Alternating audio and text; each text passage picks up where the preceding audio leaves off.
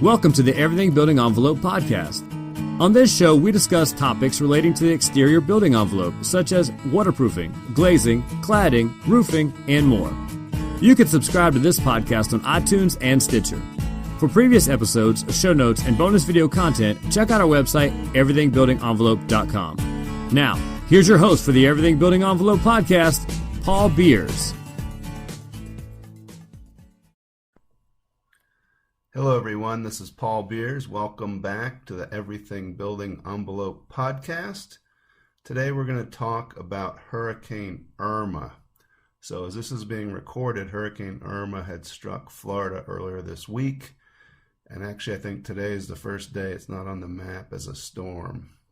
So Hurricane Irma started out way out in the Atlantic Ocean as a tropical disturbance, and it became a very powerful Category 5 hurricane with winds of 180 miles an hour, and it hit some of the Caribbean islands, St. Martin, Barbuda, Tortola, the U.S. Virgin Islands, at that strength. And obviously it was devastating, and they're going to be in for a very, very long recovery. After that, it went further through the Caribbean, and it got parts of Puerto Rico, not a full hit, but Puerto Rico, Dominican Republics, Turks and Caicos Islands were badly hit. At this point, I think it was probably a Category 4. It ended up off the coast of northern Cuba, and then it took a right turn headed for the U.S. So initially, the line, when it was 3 or 4 days out, was projected to go right up the east coast of Florida, Miami, West Palm Beach, Daytona Beach, Jacksonville, and into South Carolina around Hilton Head, then turning a little bit west and going up inland.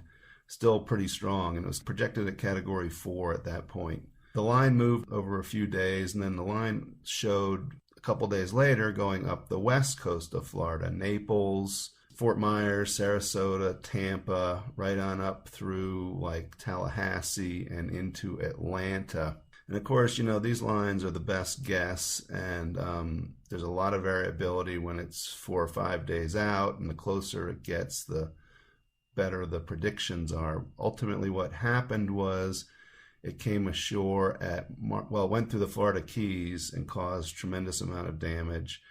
And then it went ashore again at Marco Island, which is southwest Florida, through Naples, and then inland up through the state of Florida. When it initially went through Marco Island and Naples, I believe it was a Category 4 still. And as it got further north, up around Tampa, it had diminished because it was over land to about a Category 1. Continued north into Georgia and Alabama. They had tropical storm force winds in Atlanta. So lots of issues, lots of power outages, things like that. The awareness level of this storm was extremely high. It had just followed a big event in Houston, Hurricane Harvey. And honestly, the people in Florida, and rightly so, were very fearful of what could happen. There was a mass exodus. The Keys were evacuated. Coastal areas, of the entire state of Florida was evacuated.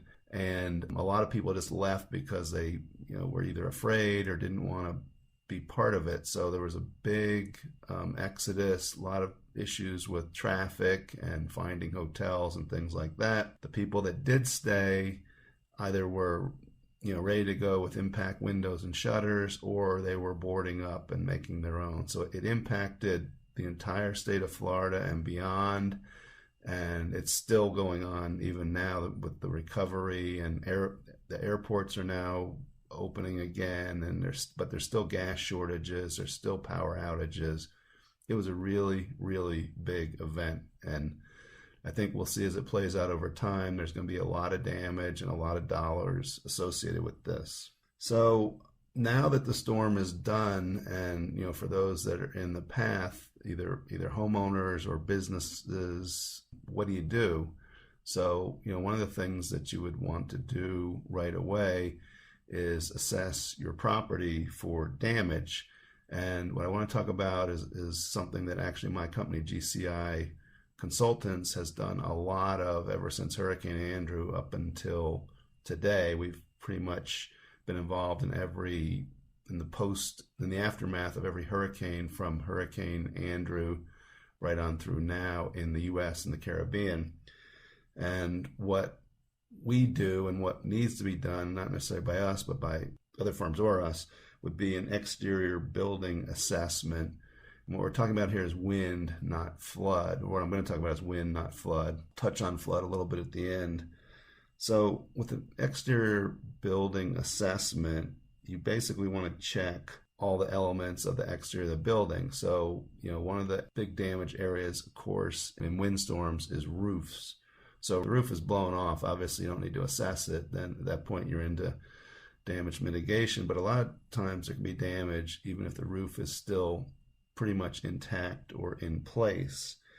And on a sloped roof, which you'll see on a lot of residential buildings, most residential buildings, and also on some commercial buildings, what you're looking for there is things that are out of place, such as slipped, loose, or missing roof tiles or shingles. If it's a metal roof, if the seams are coming apart. And then you want to check all the areas where there's any penetrations or flashings. For instance, if there's a chimney coming through it, or the vent pipes, things like that. Those are usually areas where problems can occur. And then also you would want to check around the whole perimeter of the roof. So where the roof meets the eave of the property, and there's usually a flashing there. And of course, that's where the tiles, shingles, metal roofing, whatever, interfaces, and then the eave itself. So the soffit, or what's underneath the eave. So those are all areas that need to check. And you're looking just for things that are out of plane or that look broken or whatnot. And I want to really stress here, I'm going to say this a few times as we do this, probably not a good idea for you to climb a ladder on your own roof and start walking around, especially if you don't know the condition. It could be really dangerous. If you do that, you need to be tied off to safety ropes. Every storm, sadly, has people that are badly injured or killed, after the storm, trying to do the recovery or the assessment or whatnot. So be very, very careful if you do this, and probably better if you hire a professional, which would be covered typically by a homeowner's wind insurance policy if you get into making a claim. So the other type of roof that very prevalent, and more so on commercial buildings than on residential, although some residential possibly, are flat roofs. And flat roofs are typically affected by what we call wind uplift. So as the wind goes over the top of the roof, it tries to pull it off the building, similar to how an airplane wing achieves lift. So what you want to check for there, again, so you're going to have a roof covering, which is either going to be a membrane of some sort, or a built-up roof, which will have various layers of materials. So you want to check the whole roof and make sure it's still firmly attached and there's no areas that have buckles or bubbles or visible imperfections. You also want to check for moisture, that no moisture has gotten into the roof and caused it to been absorbed in the insulation. Usually that's squishy when you're walking over it. In addition, there's flat roofs, there's lots of terminations and flashings. You might have mechanical equipment on the roof. You might have various vents and pipe penetrations. You've got perimeters, which are either a flashing that terminates the roofing material with the exterior wall, or a parapet wall, which is a small wall that goes around the top of the roof, and the roof would then terminate with a flashing into the parapet wall. Parapet wall usually has a cover cap on it that's metal flashing. All that stuff is vulnerable to being damaged or removed by high winds. So everything needs to be checked. Again, probably a good idea to have a professional do this, but it's a little safer walking around on a flat roof than a sloped roof. This is something that should definitely be checked. So once we get off the roof, the rest of the building obviously is the exterior walls and windows. And on the exterior walls, The obvious things are removal of cladding where part of the wall actually comes off. But beyond that, the more discrete damages that you would look for would be cracks, voids in the wall system itself that weren't there before the storm, any of the wall materials that are out of plane. So if you look up the wall and it's not straight anymore, then that's indication that something has happened where maybe fasteners have come loose or the walls become partially dislodged but not come off the building. Sealant failure, anywhere you've got caulk joints. There's a lot of movement in a hurricane, which is intended by design, but that can cause sealants to fail and coatings. Impact damage, things being blown into the wall. And then, of course, on the inside, if you see water entry, that's an indication also that there may be problems on the outside. So the other area is windows, doors, and glass. And, so again, obviously, if the window's been blown out, that doesn't really need an assessment. But a lot of times the damage can be more discrete, and we've done hundreds and hundreds of buildings where the windows and doors are intact, but they are in fact damaged, and ultimately they need to be replaced. So things that we look for there is we look for broken glass, obviously, or broken or cracked glass. We look for impact damage. We look for damage to the frame itself. So the frame can be deflected, which means it's bent. And again, this could be discrete. I mean, if it's deflected, it could be a 1/4 inch at a plane from top to bottom. Well, that's damage. It's weaker than it was before the storm, and it's not going to be as strong for the next storm. Frame displacement is another one where the window frame pieces come together and that joint is actually loose. Frame movement is another item that we look for, where maybe the fasteners have loosened up and the frame is actually moved around in the wall and it's not as securely attached as it was before. Frame separation, where the framing members are actually coming apart, where they meet, usually at the corners. Sometimes the glass, the way it's been set, has lost its seal, so it may be loose in the frame, or if it has a gasket, the gasket may have become damaged or pulled in behind the frame. And that's actually a pretty dangerous condition, because once the glass is actually touching the frame, it's very susceptible to breakage later on. Hardware damage is another thing. So locks and wheels and things like that are put under a lot of stress when they interact with the loads of a hurricane. And then that obviously affects operability, which is, how the door opens and closes. We've got water and air infiltration. A lot of times after storms, windows will be whistling where they weren't before, because the weather stripping and sealants have created voids for the air to come through when it's windy. And a lot of times this causes water leakage.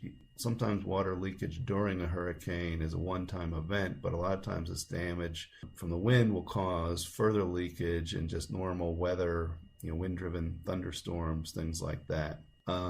Scratched glass is another thing to look for. That would typically only occur if you have impact damage. But again, with windows, sliding glass doors, exterior doors, fixed glass, all these things need to be carefully inspected, because they may look fine, they may even operate okay, but if they get this discrete damage, they're not going to do as well the next time around.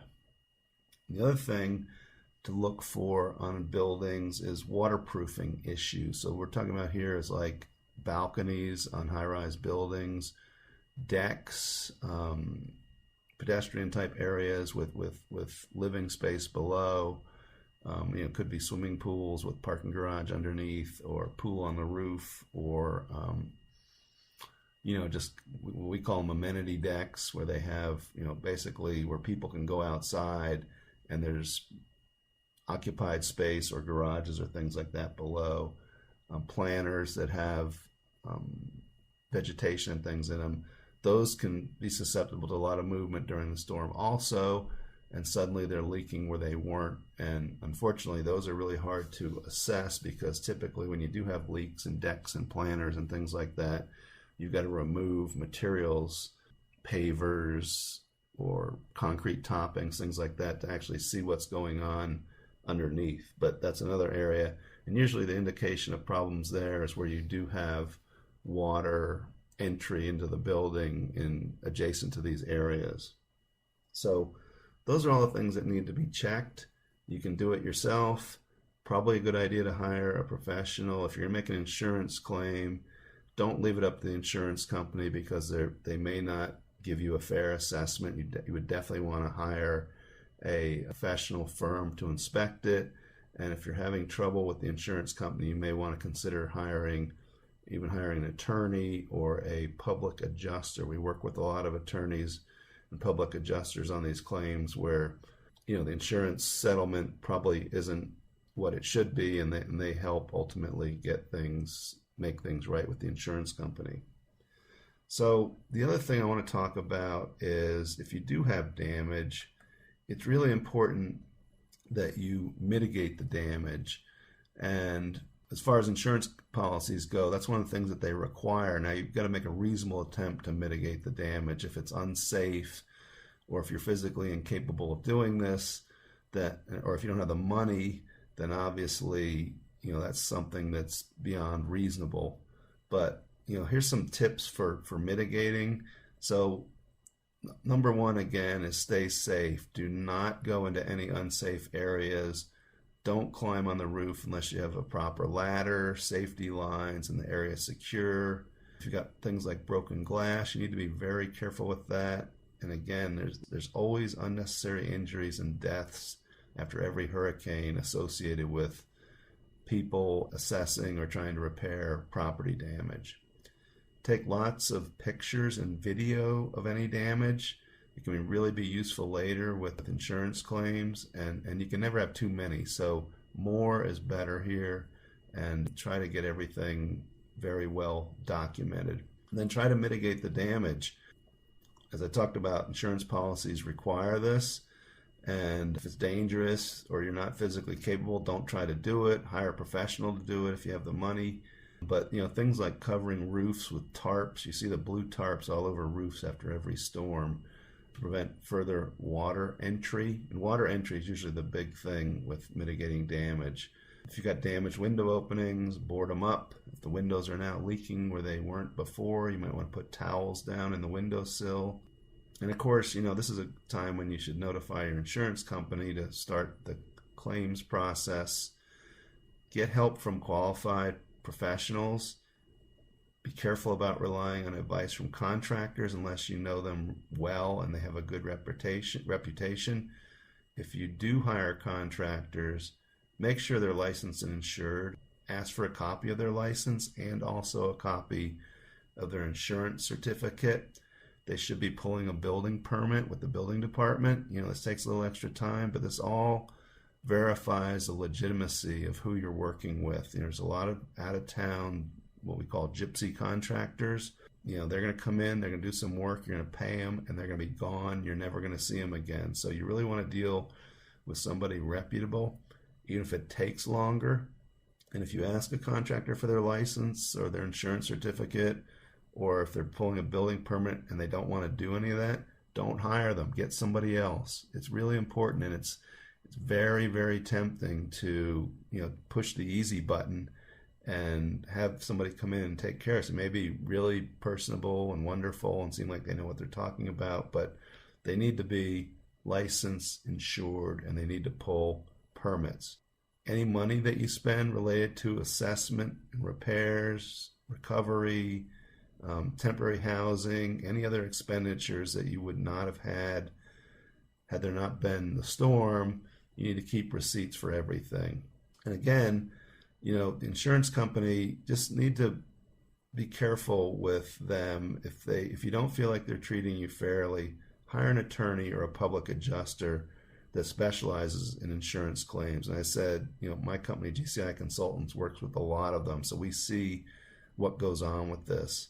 Not to say that insurance companies won't treat you fairly, but it happens, and you need to be careful with this. And a good resource for finding a public adjuster or an attorney that specializes in this is the Florida Association of Public Insurance Adjusters, and their website is www.fapia.net. We've got all this information, by the way, on our website, gciconsultants.com. We have a lot of information about hurricanes, damage, and recovery. The mitigation tips I just gave you, there's a piece on that that's got all the bullet points with everything I just talked about. We're also publishing an assessment guide on how to assess buildings. So again, our website, gciconsultants.com, is a good resource as well. What I didn't really talk about, which is not obviously wind related, is flood damage. And there were some areas that were badly affected. Northeast Florida, Jacksonville area in particular comes to mind, and from storm surge. And flood damage from rising groundwater typically is not covered by homeowners or wind insurance policies. So you would need to have purchased a separate flood insurance policy for coverage. The same scenarios for mitigating wind damages applies to flood damage. Try to get things dried out and just make things mitigate it as best you can. And again, take lots and lots of pictures. So the last thing that I want to talk about is, what about the next one? So, people are listening to this that drove all over the place for a week running from the storm. They went to the West Coast. I have a friend who went to the West Coast of Florida to be safe when the line was going up the East Coast, and then had to drive back to the East Coast when the line went to the West Coast. It's a big hassle. So what can you do to avoid that? Well, the one thing you can do, which I've done with my house, is basically make it hurricane resistant. I've got impact windows, the whole roof, the house, everything was built to the new code, so it's very wind resistant. And when a storm comes, nobody has to leave. It's safe there. And I'm not in a floodplain, so very important, if you're in a flood area, you do need to evacuate. But what you can do is upgrade your property, and I'm not going to kid you, it's expensive. And this is for business. This is a tip for businesses and or homeowners. But if you can upgrade, if you can stay in your property, be safe, be confident, it's way, way better than having to evacuate or buying lumber, maybe at inflated prices, and trying to build shutters as the storm's approaching. And people are listening to this that did this know exactly what I'm talking about. So to avoid that next time, the best thing to do is start working on it now. I had actually done my upgrades to my windows 2 years ago. So last year, I think it was Hurricane Matthew came. I was on an overseas trip. I was actually hiking in Morocco, and I didn't have any concerns about my property. And that's another issue if you're an absentee property owner, because it was ready. With impact windows and doors, just as long as everything's closed and locked, no further preparations are necessary. So it's concerning when a big storm's approaching, but when you don't have to hassle with trying to put shutters up or get it boarded up or whatnot, I can tell you from personal experience, it's a huge relief. And Matthew, of course, my house is in Palm Beach Gardens, Florida, and Matthew just brushed by, wasn't really a big issue. And in fact, it only did real wind damage that I've seen in Daytona Beach. But that was last year, and then here we go again this year with Irma, and Irma was a really, really scary looking storm, and it scared everybody in the entire state, because at one point that the projected path was probably over your house or your building, and I know it was at my house, right over it.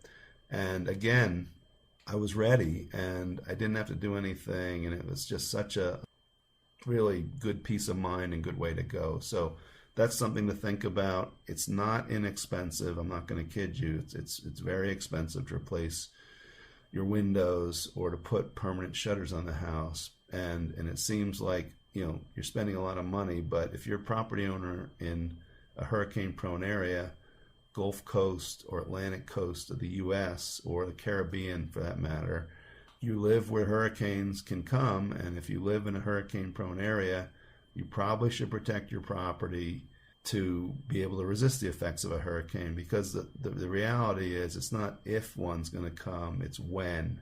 And Irma this time really got some areas that had not had a big impact or a big scare in a long time. The Tampa Bay area hadn't had a major storm, I think, since the 20s or 30s. And this thing, ultimately, thankfully, it wasn't super strong when it went through there, but everybody really got their attention, and I know it scared them a lot. So here we are, the storm's over. I'm certain there's building damage throughout the entire state of Florida and probably even points north. So hopefully these tips will help. The key thing here, again, is be safe. And I've given you some resources to look at as far as if you need help with the claim, the fapia.net, and our website, gciconsultants.com, has a lot of information. So good luck, everybody, and hopefully we won't be having this conversation again for quite some time. So this is Paul Beers saying so long, everybody. Thank you again for listening to the Everything Building Envelope podcast, and good luck and stay safe. Thanks for joining us today. Please subscribe to this podcast on iTunes or Stitcher. For more information on the Everything Building Envelope, previous episodes, show notes, bonus video content, and much more, check out our website, everythingbuildingenvelope.com.